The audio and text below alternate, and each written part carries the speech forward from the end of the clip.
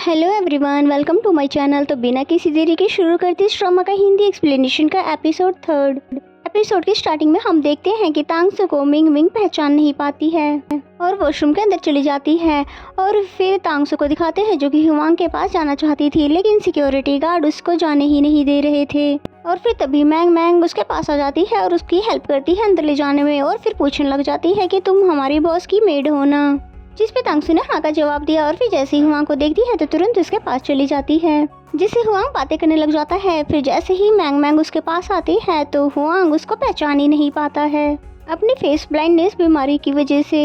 इसलिए फिर तांगसू उसकी हेल्प करती है मैंग मैंग के बारे में याद दिलाने में। उसके बाद तो फिर हुआंग ने मैंग मैंग को फुल अटेंशन दी और उसको इवेंट की पूरी तैयारी के बारे में भी बताने लगा, क्योंकि वो मैंग मैंग का बिग फैन जो है। एंड नेक्स्ट सीन में हमें तांगसू के पास दिखाते हैं हुआंग को, जहाँ वो पूछता है कि आज मैं पक्का मैंग मैंग को पसंद आया हूँगा, क्योंकि मैं इतना रिच और हैंडसम और इंटेलिजेंट जो हूँ। कि तभी इन दोनों को मैंग मैंग के जोर के चिल्लाने की आवाज आती है, क्योंकि उसके असिस्टेंट के हाथ में चोट जो लग गई थी, जिसकी वजह से उसे हॉस्पिटल जाना पड़ा। अब मैंग मैंग बहुत ज्यादा परेशान होने लगी कि अब मैं शूटिंग किसके साथ करूंगी, क्योंकि कुकिंग तो मुझे बिल्कुल भी नहीं आती है। इसलिए बॉस आप ही कोई रास्ता निकालो। जिस पे हुआंग सभी से पूछता भी है कि किसको कुकिंग आती है, ताकि मैंग मैंग की हेल्प कर सके, लेकिन वहाँ पर किसी को भी कुकिंग नहीं आती थी।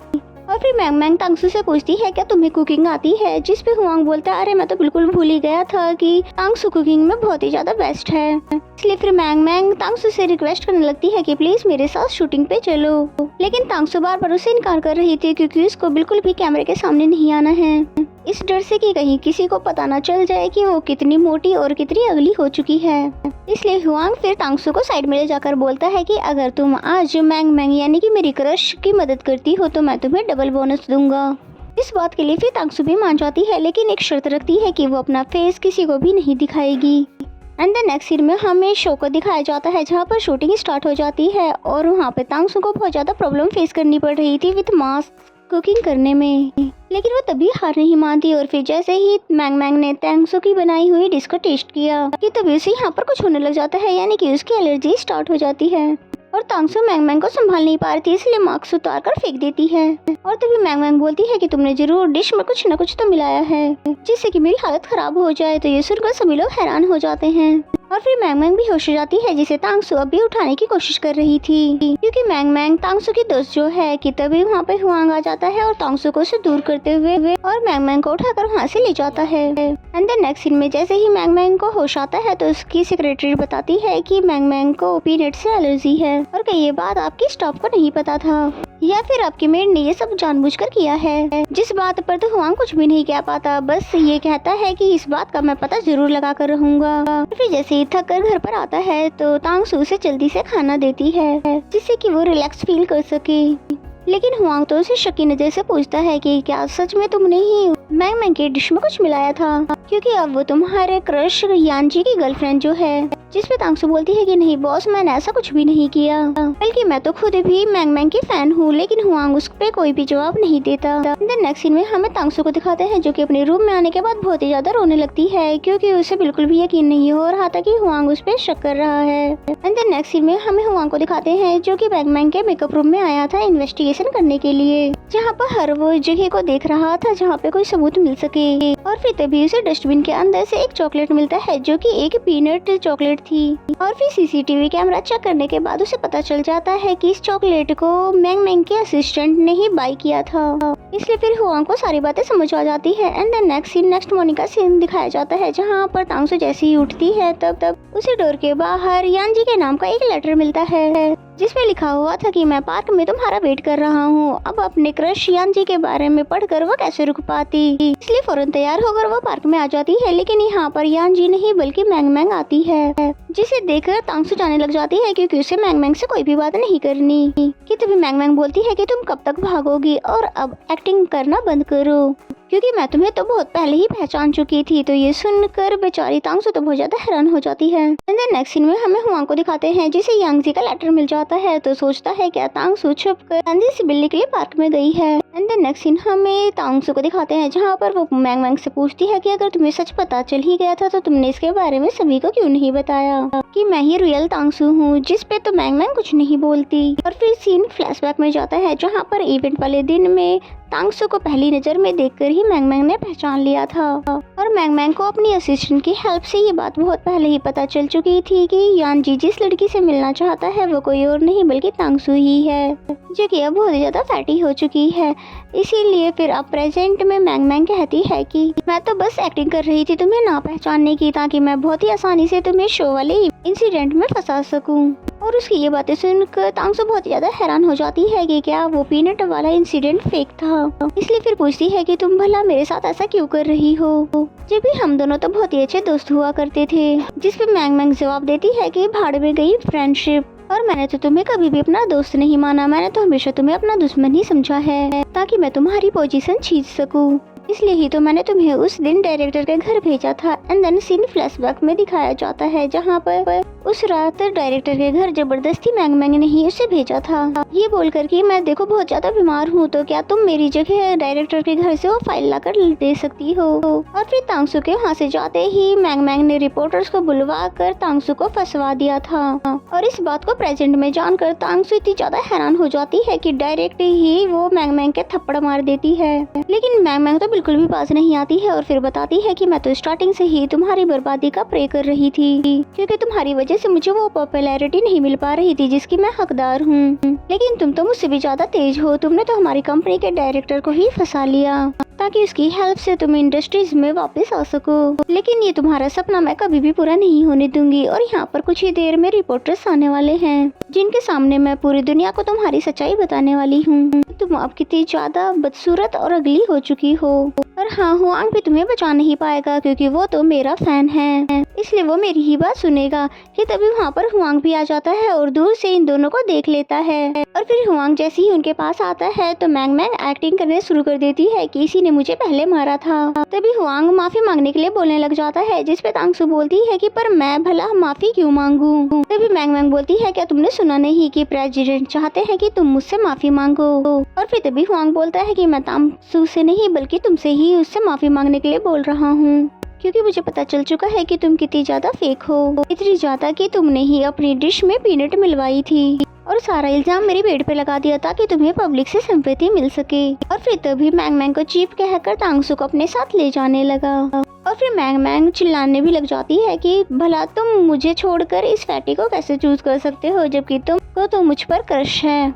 क्यों ऐसा ही है ना। जिस पे हुआंग ने जवाब दिया कि तुम मेरी क्रश हो नहीं बल्कि थी, क्योंकि मुझे फेक लोग बिल्कुल भी पसंद नहीं है जो कि झूठ बोलते हैं। इसलिए मैं तांगसू की रिस्पेक्ट करता हूँ कि वो तुम्हारी तरह बिल्कुल भी झूठी नहीं है बल्कि बहुत ही ज्यादा प्योर है, इसलिए इसे दोबारा कभी तंग मत करना। और फिर ये सब बोलने के बाद वो हीरो की तरह तांगसू को यहाँ से लेकर जाता है, जिस पे तो तांगसू उसको बहुत ही ज्यादा प्यार से देखती है क्योंकि ये पहली बार था कि किसी लड़के ने उसको इस तरह से बचाया हो। एंड देन नेक्स्ट सीन में हमें दिखाया जाता है कि हुआंग बहुत ही ज्यादा ड्रिंक करता है और फाइनली वो मैंग मैंग को गुड बाय भी कह देता है, यानी कि आगे से वो उसकी क्रश नहीं रहेगी। फिर हुआंग तांगसू से लव के बारे में पूछने लगता है कि आखिर लव होता क्या है, जिस पे तांगसू फिर उसको लव के बारे में बताने लगती है, जिसके लिए हम परेशान हो जाते हैं और अपने लव को हम किसी के भी साथ शेयर नहीं कर सकते हैं और न ही हम उसे बुली होते हुए देख सकते हैं, क्योंकि लव एक ऐसी फीलिंग है जो कि हमें एहसास दिलाता है कि हम अपने पार्टनर के बिना कितने ज्यादा अधूरे हैं। तो ये सुनकर हुआंग हैरानी से तांगसू की तरफ देखने लग जाता है।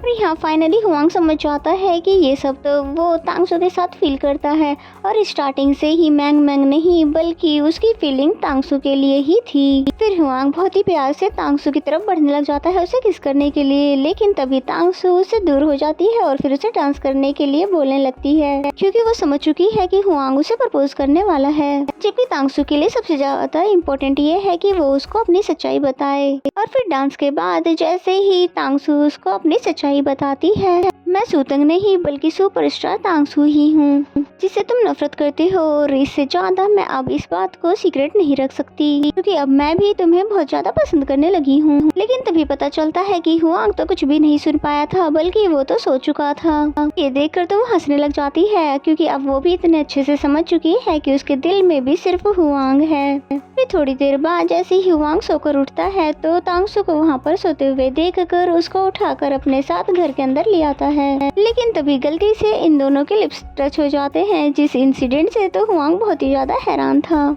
लेकिन फिर फाइनली वो खुद से तांग सू को किस कर देता है और फिर इस बात से कंफर्म हो जाता है कि सच में मेरा लव तांग सू ही है, इसीलिए तो मैं अपनी फीलिंग पे कंट्रोल नहीं कर पा रहा हूँ। और फिर इसी तरह उसे देखते देखते वहीं पर सो जाता है। एंड देन नेक्स्ट मॉर्निंग का सीन दिखाया जाता है। जैसे उसकी आँख खुलती है तो उसे पता चलता है कि तांग सू तो पूरे घर में नहीं है, यानी कि वो घर से गायब है।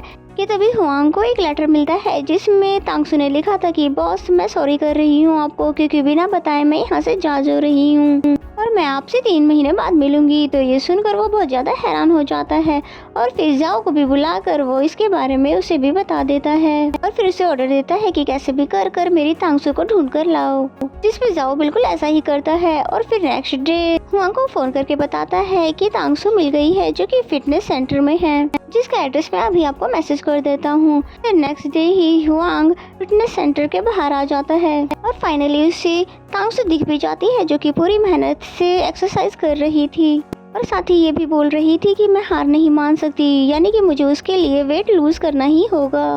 और तांग सू की ये सारी बातें सुनकर हुआंग बहुत ही ज्यादा सरप्राइज हो जाता है कि इसका मतलब तो तांग सू भी मुझे पसंद करती है और इतना सब कुछ वो मेरे लिए कर रही है, इसलिए अब मुझे 3 महीने रुक कर उसका वेट करना चाहिए।